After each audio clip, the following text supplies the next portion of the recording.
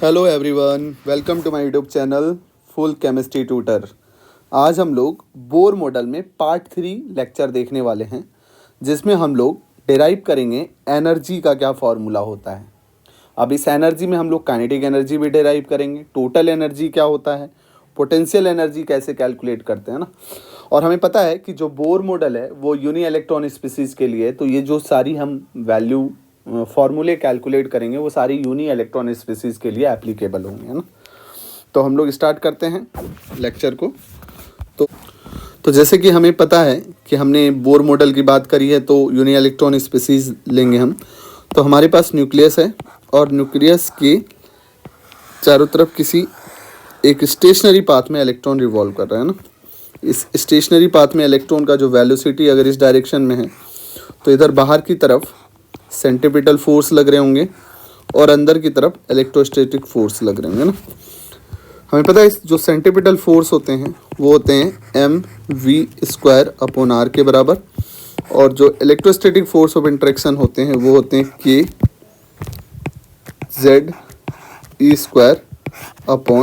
r² के बराबर। ठीक है। और हमें पता है कि ये दोनों जो कोलम्बिक फोर्स है, इलेक्ट्रोस्टैटिक फोर्स है और सेंट्रीपिटल फोर्स है, वो एक दूसरे को बैलेंस कर रहे होते हैं। तो हम कह सकते हैं कि जो सेंट्रीपिटल फोर्स है और जो इलेक्ट्रोस्टैटिक फोर्स है वो एक दूसरे को बैलेंस कर रहे होंगे, इक्वल होंगे। तो हम यहाँ से लिख सकते हैं mv² r is equal to kZe² r² के बराबर, जहाँ से हम mv² की वैल्यू निकाल सकते हैं। वो क्या हो जाएगा कि ये r से r कैंसिल हो जाएंगे, एक Ze² r के बराबर। चूँकि हम लोग यहाँ पे एनर्जी का फार्मूला डिराइव करने जा रहे हैं, तो हम यहाँ पे पहले काइनेटिक एनर्जी निकालते हैं। और काइनेटिक एनर्जी क्या होता है, काइनेटिक एनर्जी किसी NH सेल में होगा हाफ mv² के बराबर, राइट, हाफ mv² के बराबर। इस mv² के जगह पे, इस mv² के जगह पे ये वैल्यू हम पुट कर सकते हैं ना। अगर इसको हम इक्वेशन 1 मान लें, तो पुटिंग द वैल्यू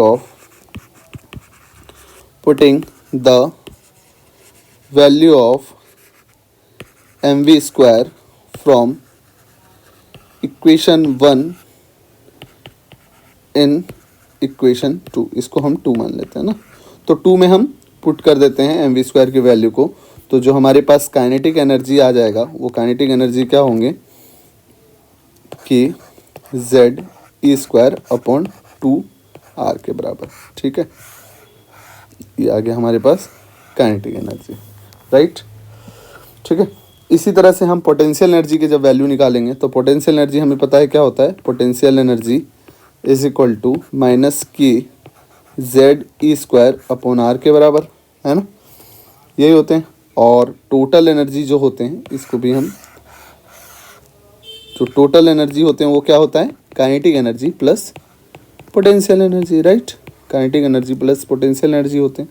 तो हम यहाँ से टोटल एनर्जी निकाल सकते हैं। वो किसके बराबर होगा, वो हो जाएगा हमारा kinetic energy, that kZe² 2r minus kZe² r। यहाँ से हमारा जो टोटल एनर्जी आएगा वो आ जाएंगे -kZe²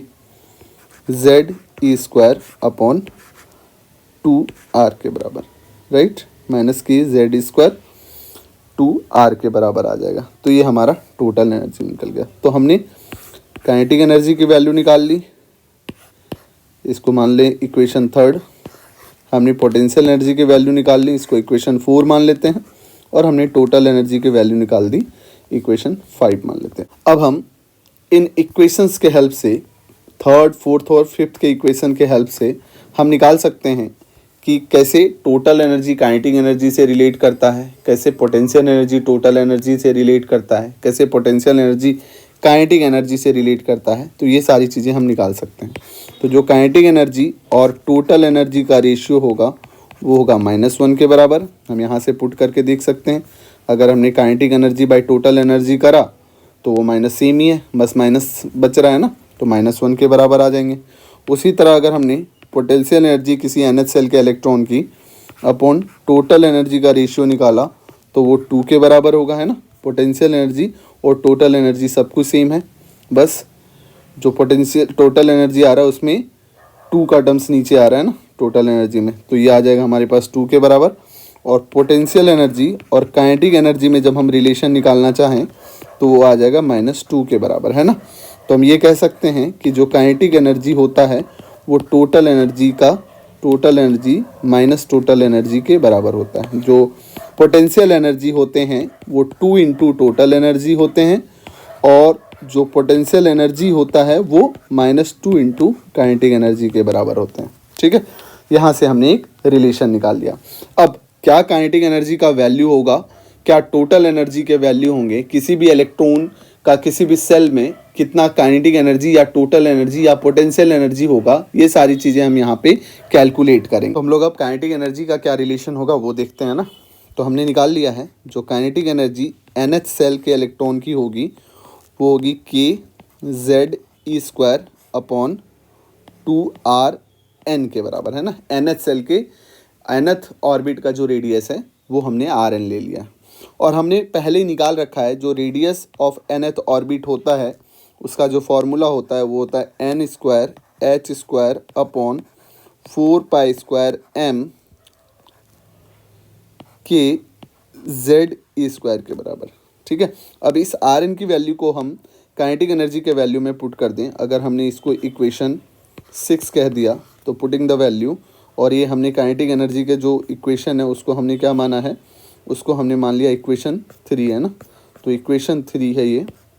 इक्वेशन 3 में अगर इक्वेशन 6 की वैल्यू को हम Rn की वैल्यू को पुट कर दें तो हमारे पास क्या आएगा, जो काइनेटिक एनर्जी आएंगे nth ऑर्बिट के इलेक्ट्रॉन का वो होगा KZe² upon 2n² upon 4π² KZe² के बराबर, है ना।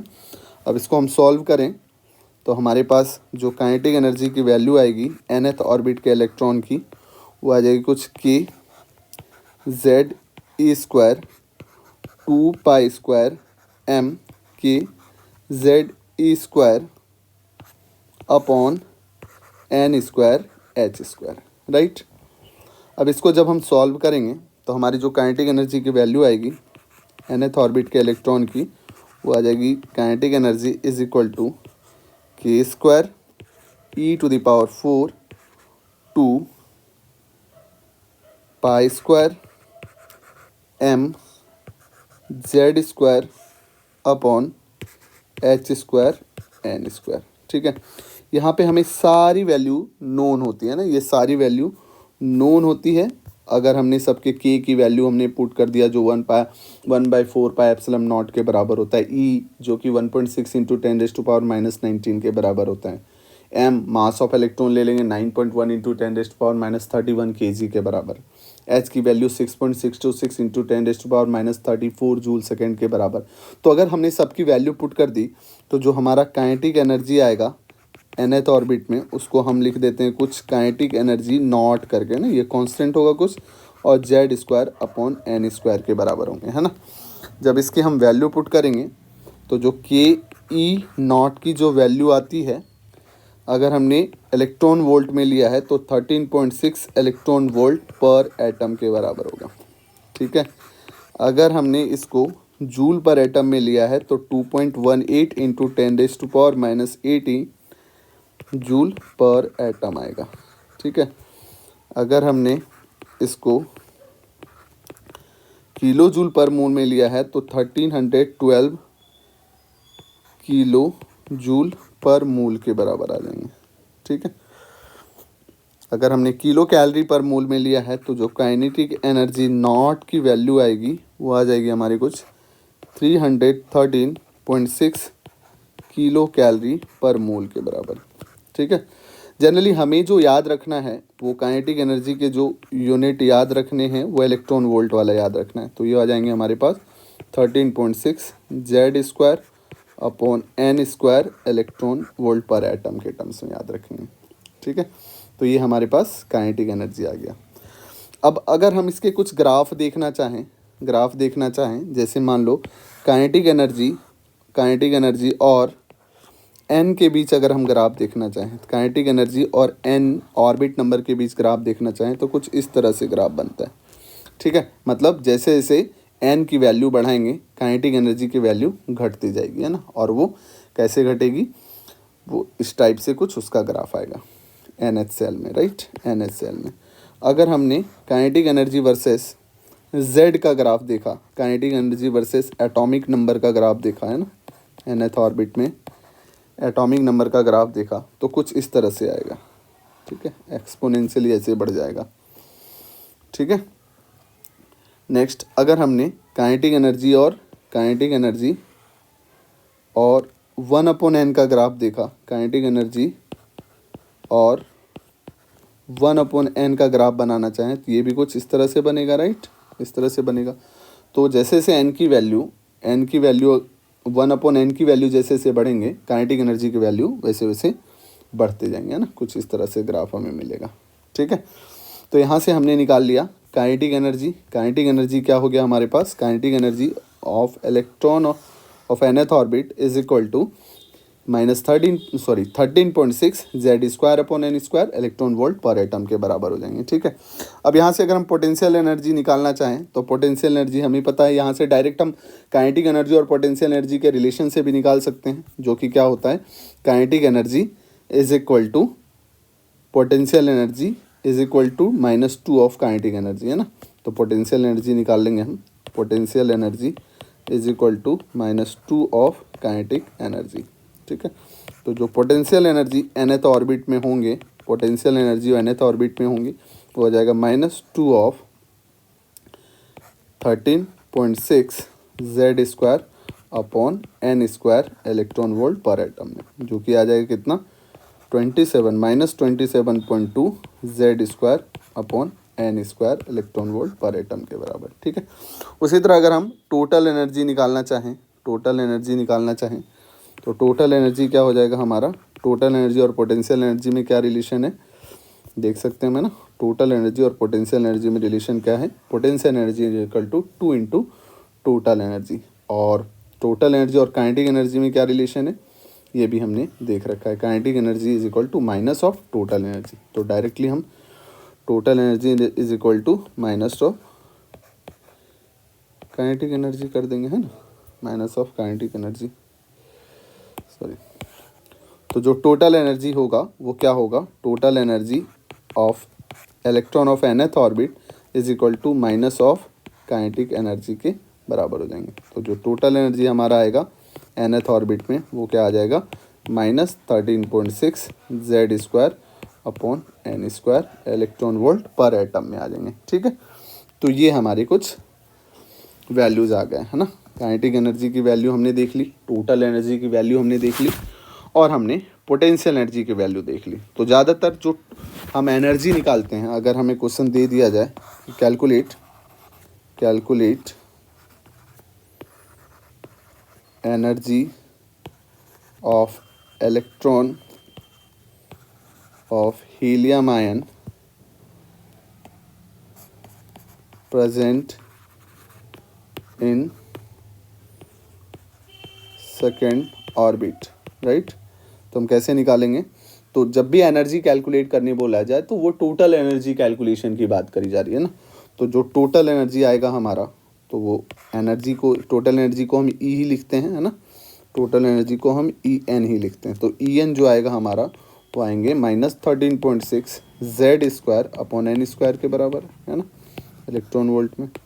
-13.6 Z हमारा हीलियम आयन दे रखा है, तो हीलियम की वैल्यू हो जाएगी 2, Z के हीलियम के लिए Z की वैल्यू हो जाएगी 2, तो 2² अपॉन n हमें सेकेंड ऑर्बिट दे रखा है, तो 2² इलेक्ट्रॉन वोल्ट पर एटम आ जाएगा ना। तो ये आ जाएगा -13.6 इलेक्ट्रॉन वोल्ट के बराबर। ठीक है, तो ये था हमारा calculation of energy for Bohr, calculation of energy according to Bohr model of uni electron species हमने देख लिया। होप ये टॉपिक आप लोगों को अच्छे से समझ में आ गई होगी। नेक्स्ट ऐसी और टॉपिक्स के लिए जुड़े रहें हमारे यूट्यूब चैनल से full chemistry tutor. To subscribe, like and comment. Thank you.